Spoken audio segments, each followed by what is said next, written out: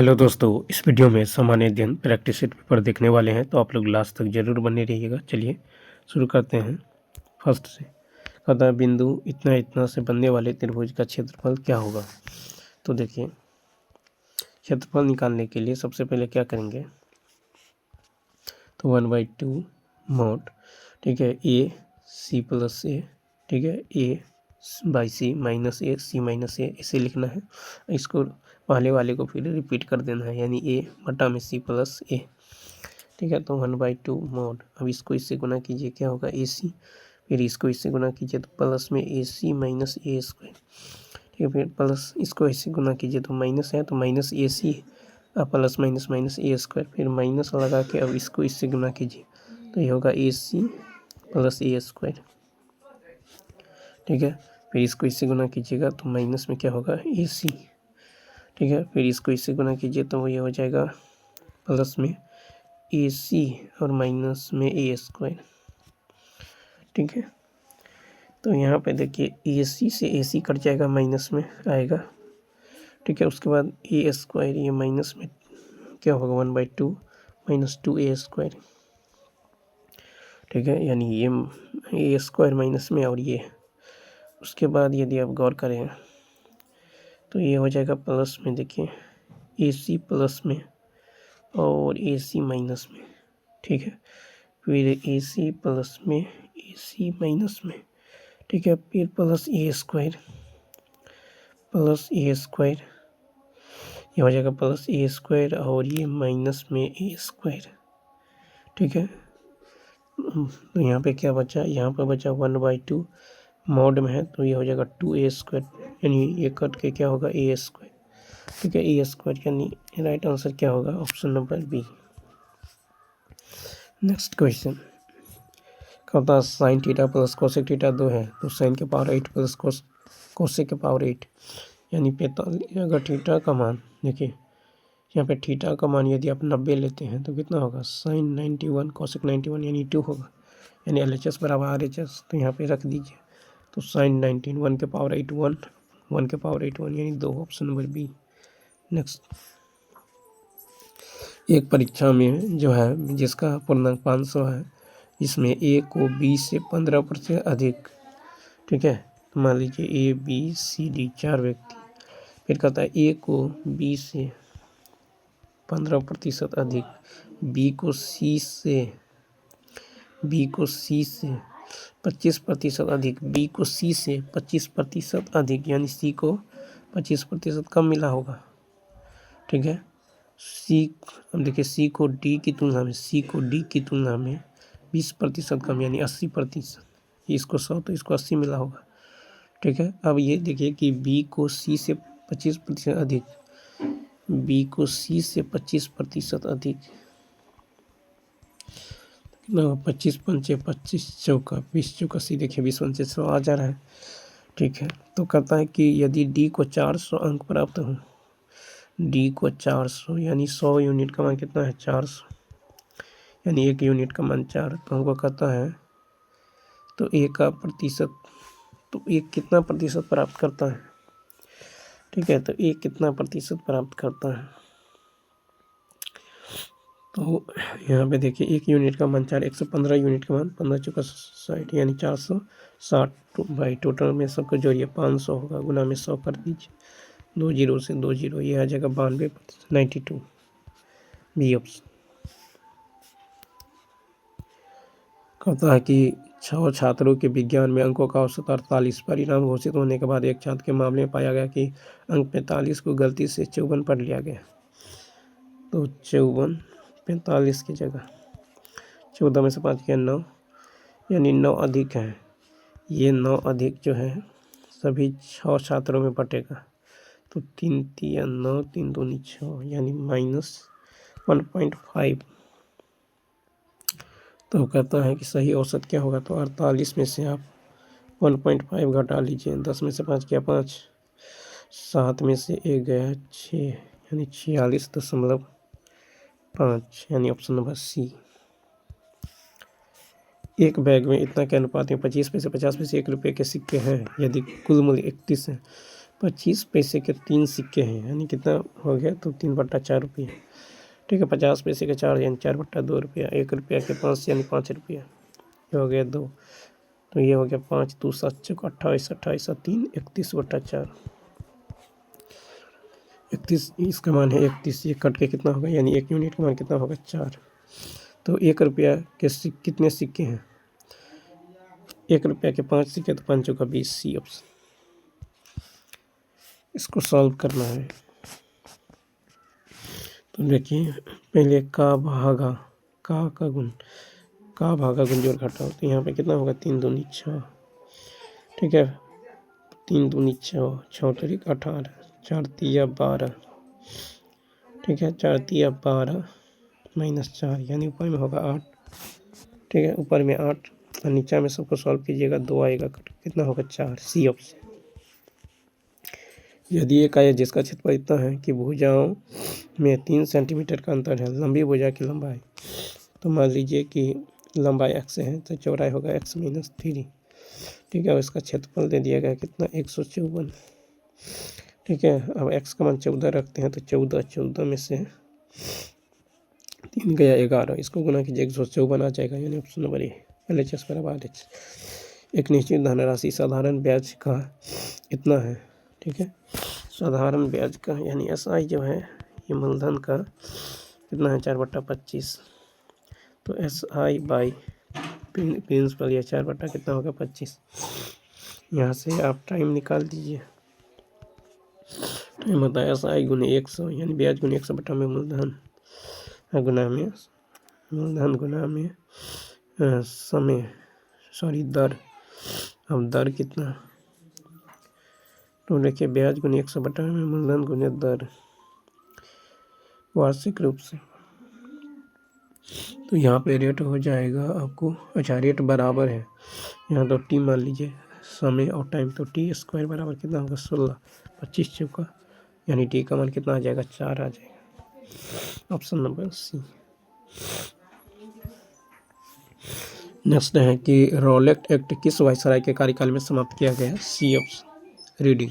तो देखिए Rowlatt act को वायसराय रीडिंग के कार्यकाल 1921 से 26 में समाप्त किया गया। लॉर्ड रीडिंग ने 1992 में रॉलेट एक्ट को रद्द कर दिया। रॉलेट एक्ट 1919 वायसराय चेम्सफोर्ड 1916 से 21 के कार्यकाल में बना है। रॉलेट एक्ट के द्वारा पुलिस को ब्रिटिश सरकार के विरुद्ध की गतिविधियों को रोकने के लिए बहुत अधिक अधिकार प्रदान किए गए। ठीक है, इस एक्ट के द्वारा पुलिस को यह अधिकार प्राप्त हो गया कि वह ब्रिटिश शासन को अस्थिर करने के संदेह में वह किसी को भी गिरफ्तार कर सकता है। ठीक है, इस एक्ट के तहत गिरफ्तार व्यक्ति को न्यायालय में भी अपना पक्ष रखने का मौका प्राप्त नहीं होता था। रॉलेट एक्ट को गांधी जी ने काला कानून कहा था।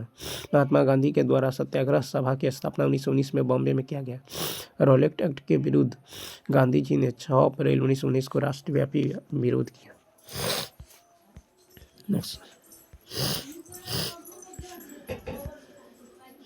नेक्स्ट क्वेश्चन है कि बिहार और बंगाल में अस्थायी बंदोबस्त की शुरुआत कब हुई। तो देखिए क्वेश्चन नंबर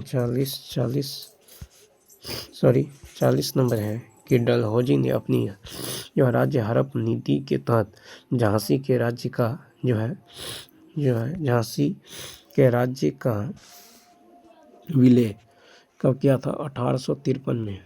ठीक है, झांसी 1804 से 1853 तक ब्रिटिश संरक्षित राज्य रहा। 1853 में झांसी के शासक गंगाधर राव नेवालकर की मृत्यु के बाद गवर्नर जनरल डलहौजी ने झांसी की रानी लक्ष्मीबाई के दत्तक पुत्र दामोदर राव को राज्य का उत्तराधिकारी मानने से इनकार कर दिया और इस राज्य का विलय ब्रिटिश राज्य के तहत करने का घोषणा किया। दामोदर राव का वास्तविक नाम आनंद राव था। डलहौजी राज्य व्यक्तिगत सिद्धांत के तहत 1848 में सतारा को, 1849 जैतपुर एवं संबलपुर को, 1850 में जो बाघाट को, 1852 में उदयपुर को, 1853 में ठीक है झांसी को, 1854 में नागपुर में एवं 1855 में जो करौली को ब्रिटिश राज में मिला लिया। वेट कीजिए थोड़ा। ठीक है,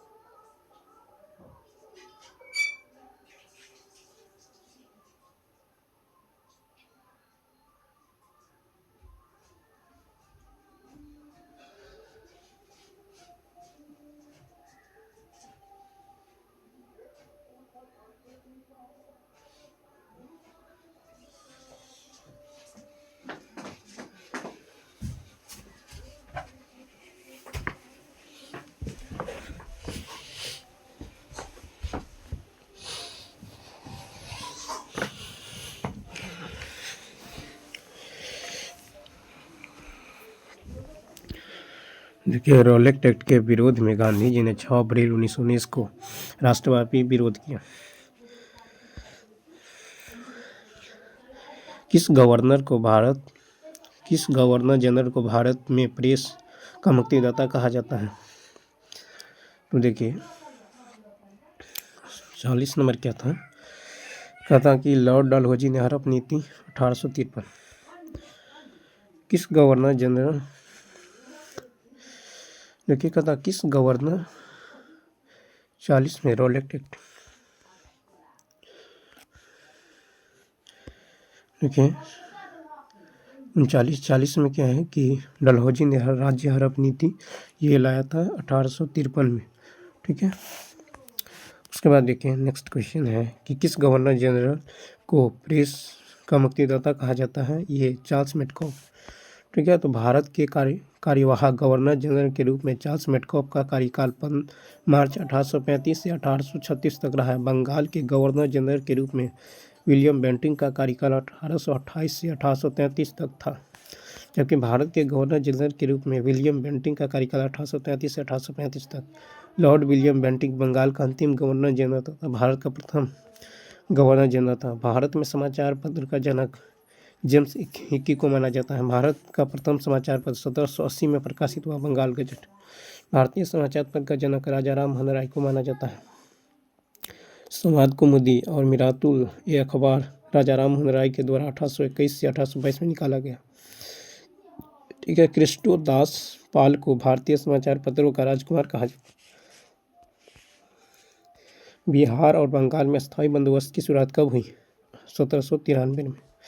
ठीक है, बिहार के बंगाल के गवर्नर जनरल के रूप में कॉर्नवालिस का प्रथम कार्यकाल सितंबर 1786 से 1797 ईस्वी तक था, जबकि उसका दूसरा संक्षिप्त कार्यकाल जो है जुलाई 1805 से अक्टूबर 1805 तक था। अस्थायी बंदोबस्त के जनक जॉन शोर को माना जाता है। अस्थायी बंदोबस्त को लागू लॉर्ड कॉर्नवालिस ने किया था। नेक्स्ट, अस्थायी बंदोबस्त के अंतर्गत जमीन के मालिक जमींदार को माना जाता है। ठीक है, जमींदार को भू राजस्व वसूली के एवज में 11% धनराशि दिया जाता है। मालवाड़ी व्यवस्था के जनक जो हॉल्ट मैकेंजी को माना जाता है। ठीक है। सर टॉमस मुनरो ने रैयतवाड़ी व्यवस्था लागू किया। ब्रिटिश कालीन भारत के किस अधिनियम में दास प्रथा को समाप्त करने के लिए प्रावधान उपलब्ध कराया गया? 43 का होगा ये चार्टर अधिनियम 1833। ठीक है। चार्टर अधिनियम 1833 के निवेश के आधार पर दास प्रथा के उन्मूलन के लिए 1843 में भारतीय दासता अधिनियम बनाया गया। भारतीय दासता अधिनियम 1843 के पारित होने के समय भारत का गवर्नर जनरल लॉर्ड एलन बरो था। ठीक है। एलन बरो का कार्यकाल 1842 से 44। एलन बरो ने प्रथम आंग्ल अफगान युद्ध का समापन किया। सिंध का विलय 1843 में किया गया। सिंध विलय का श्रेय चार्ल्स नेपियर को जाता है। कथा 1937 के प्रांतीय चुनाव में मंत्री परिषद का गठन हुआ एवं प्रधानमंत्री बनाए गए चक्रवर्ती श्री राजगोपालाचारी किस प्रांत के प्रधानमंत्री बनाए गए? तो मद्रास प्रांत के। ठीक है। 1935 के अधिनियम 1937 में ब्रिटिश भारत के 11 प्रांतों में चुनाव कराए गए। इसमें कांग्रेस के 11 प्रांतों में से 5 प्रांतों मद्रास, उड़ीसा, मध्य प्रांत, बिहार एवं संयुक्त प्रांत सरकार कुल 8 प्रांतों में बहुमत प्राप्त हुआ।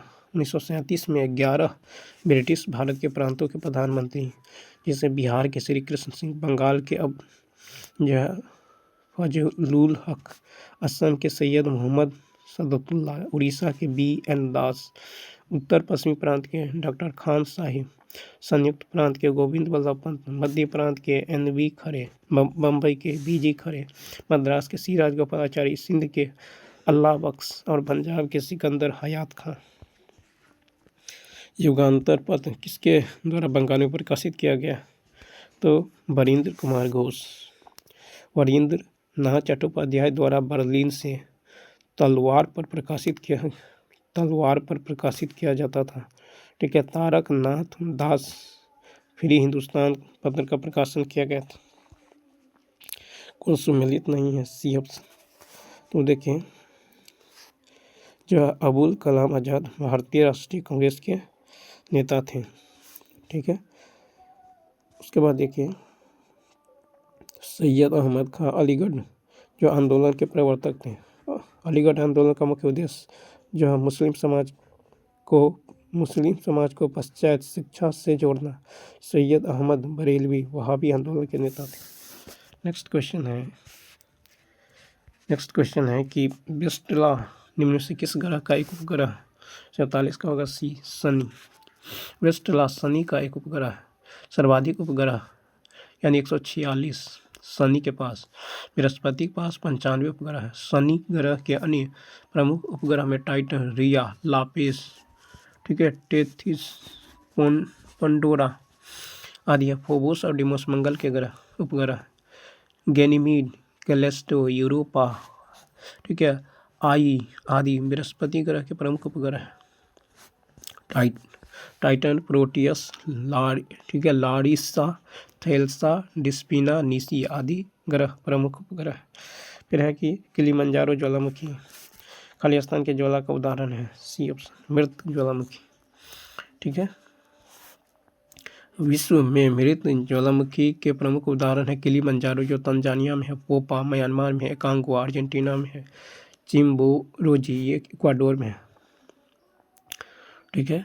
और प्रसुप्त ज्वालामुखी के उदाहरण है विश्ववत भूमध्य सागर में है, कराकाटोआ ये सुंडा जलडमरू मध्य में है, फ्यूजियामा जापान में है, और मेयन ये फिलीपींस में है। स्ट्रोम्बोली ज्वालामुखी सक्रिय ज्वालामुखी है। स्ट्रोम्बोली को भूमध्य सागर का प्रकाश स्तंभ कहते हैं। भारत में बैरन तथा नारकोंडम ज्वालामुखी है। बैरन सक्रिय ज्वालामुखी है, नारकोंडम सुसुप्त ज्वालामुखी। केरल राज्य की सबसे लंबी सीमा किस राज्य के साथ? C option, Tamil Nadu. केरल राज्य की सीमा सिर्फ 2 राज्य कर्नाटक और तमिलनाडु से मिलती है। केरल के पूर्व में तमिलनाडु, उत्तर में कर्नाटक, पश्चिम में अरब सागर एवं दक्षिण में तमिलनाडु एवं अरब सागर स्थित है। केरल के तटीय मैदान को मलाबार तटीय मैदान एवं केरल के तट को मलाबार तट कहते हैं। मलाबार तट मंगलुरु से कन्याकुमारी तक है। ठीक है। उसके बाद देखिए, केरल का क्षेत्रफल जो है 38,864 वर्ग किलोमीटर। केरल का मुख्य भाषा मलयालम है। भारत का सबसे साक्षर और सबसे उच्च जीवन स्तर वाला राज्य केरल है। क्षेत्रफल के दृष्टिकोण से बिहार भारत के राज्यों में अवरोही क्रम में किस स्थान पे है? तो 12वें स्थान पे है।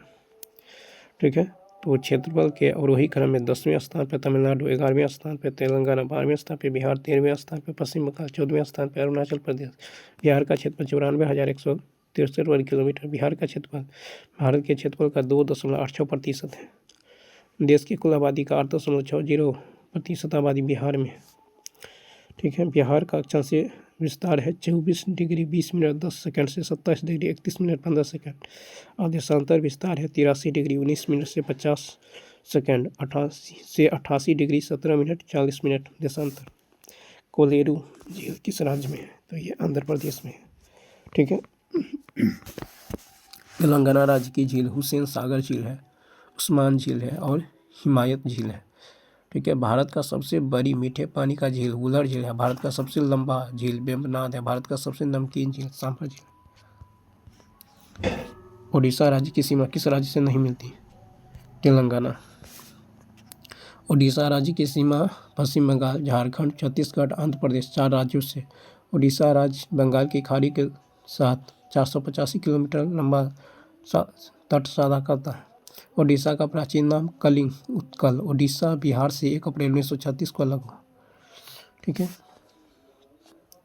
कहता है गुरुडोमर झील किस राज्य में है? ये गुरुडोमर झील सिक्किम राज्य में स्थित है। गुरुडोमर झील की ऊंचाई 5,430 मीटर है। ठीक है, गुरुडोमर झील को पानी ग्लेशियर से प्राप्त होता है। यह एक मोरेन बांध झील है। ठीक है, सिक्किम की एक अन्य प्रमुख झील चोलामू झील है। लोकटक झील मणिपुर में है। उमियम झील मेघालय में। कोटोपैक्सी सक्रिय ज्वालामुखी किस महादेश में? 54 का होगा ई। कोटोपैक्सी जो है दक्षिण अमेरिका महादेश में स्थित है। कोटोपैक्सी ज्वालामुखी दक्षिण अमेरिका महादेश के उत्तर पश्चिम हिस्से में है। कोटोपैक्सी दुनिया के सबसे ऊंची सक्रिय ज्वालामुखी पर्वत है। इसकी ऊंचाई 5,897 है। ज्वालामुखी के कप के आकार के मुख को क्रेटर कहते हैं। ज्वालामुखी विस्फोट को उद्गार कहते हैं। ठीक है, उद्गार ज्वालामुखी उद्गार से लावा ठंडा होकर छोटे छोटे टुकड़ों में बदल जाता है, जिसे सिंटर कहते हैं। फिर है कि प्रिज, ठीक है, प्रिज्कर आर्किटेक्चर पुरस्कार 2024 किसे चुना गया? CF रिकन यामाटोमो। जापानी वास्तुकार रिकेन यामाटोमो है। इसे अक्सर आर्किटेक्चर नोबेल कहा जाता है। यह पुरस्कार आर्किटेक्चर क्षेत्र का सर्वोच्च सम्मान है। और बालकृष्ण दोषी प्रिजर पुरस्कार 2018 जीतने वाले हैं। वैज्ञानिक ने किस ग्रह पर जो है तरल पानी का एक भंडार खोजा है? तो ये हो जाएगा मंगल ग्रह में। ठीक है, नेक्स्ट, किस राज्य में प्रधानमंत्री मोदी ने तालाबीर थर्मल पावर प्रोजेक्ट का आधारशिला रखा है? तो ये ओडिशा में। ठीक है, नेक्स्ट,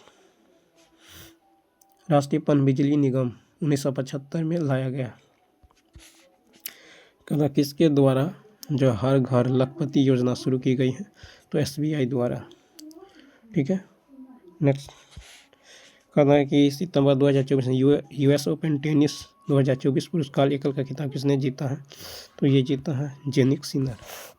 ठीक है, और बेलारूस की आरियाना सेबालेंका ने जो है जेसिका पेंगुला को हराकर अपना पहला महिला एकल US ओपन 2024 का खिताब जीता है। US ओपन की शुरुआत 1881 में हुआ।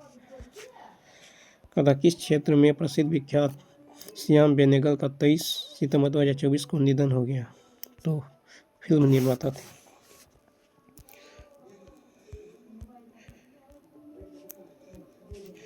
नेक्स्ट, डीगू के शतरंज वर्ल्ड चैंपियनशिप किस देश के खिलाड़ी को हराकर जीता है? 61 का होगा सी, चीन। CS शेट्टी डीगू के शतरंज के खिलाड़ी हैं। देखिए, कहता है CS शेट्टी ने किस बैंक के अध्यक्ष का पदभार संभाला है? तो 62 का हो जाएगा ए, स्टेट बैंक ऑफ इंडिया। ठीक है, नेक्स्ट है कि वायु प्रदूषण का प्रभाव किस पर पाया जाता है? 63 का होगा बी, यानी पत्तियों पर। ठीक है, नेक्स्ट देखिए, ओजोन जो है समताप मंडल में लाभदायक है, लेकिन यह समताप मंडल में मित्रवत व्यवहार नहीं करता। ओजोन क्षोभ मंडल में जहरीली गैस की भांति व्यवहार करता है। सितारों के चमकने की प्रकाशीय प्रक्रिया किसके कारण होती है? 64 का सी वातावरणीय आवर्तन। दाब के बढ़ने पर किसी पदार्थ के उबाल बिंदु पर कैसा प्रभाव होता है? 65 का होगा ई।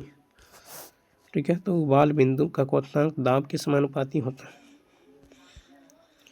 अलग अलग द्रव्यमान की दो वस्तुएं चंद्रमा की सतह से स्वतंत्र रूप से गिरने पर क्या होगा? तो किसी भी क्षण एक ही वेग होगा। फिर है न्यूलैंड के अष्टक नियम का पहला तत्व खाली स्थान और अंतिम तत्व खाली स्थान। 67 का होगा ये। पहला हाइड्रोजन, दूसरा है थोरियम। ठीक है, न्यूलैंड की आवर्त सारणी के नियम अधिकतम जो है कैल्शियम। ठीक है, यह अष्टक नियम सभी धातुओं पर लागू नहीं होता। न्यूलैंड की आवर्त सारणी का प्रथम तत्व हाइड्रोजन है एवं अंतिम। कौन सा जीव समूह पर्यावरण को स्वच्छ रखने में सहायक होता है? 68 का होगा ये। जीवाणु और कवक। ठीक है, जीवाणु और कवक। भूमि की उर्वरता में वृद्धि करता है जीवाणु। कुछ कवकों का प्रयोग सब्जी में करते हैं। ठीक है, कौन जो है श्वसन तंत्र का भाग वायु के प्रवाह को बिखेरने से रोकता है? तो उपस्थित छल्ले। मानव में प्रमुख श्वसन अंग फेफड़ा होता है। नेक्स्ट है कि किसी पदार्थ की विशिष्ट ऊष्मा हो सकती है? D option. तो किसी पदार्थ की विशिष्ट ऊष्मा परिमित, शून्य एवं ऋणात्मक हो सकती है। तो चलिए दोस्तों, इस वीडियो में इतना ही। मिलते हैं नेक्स्ट वीडियो में। यदि वीडियो अच्छा लगा हो तो लाइक शेयर और सब्सक्राइब करना।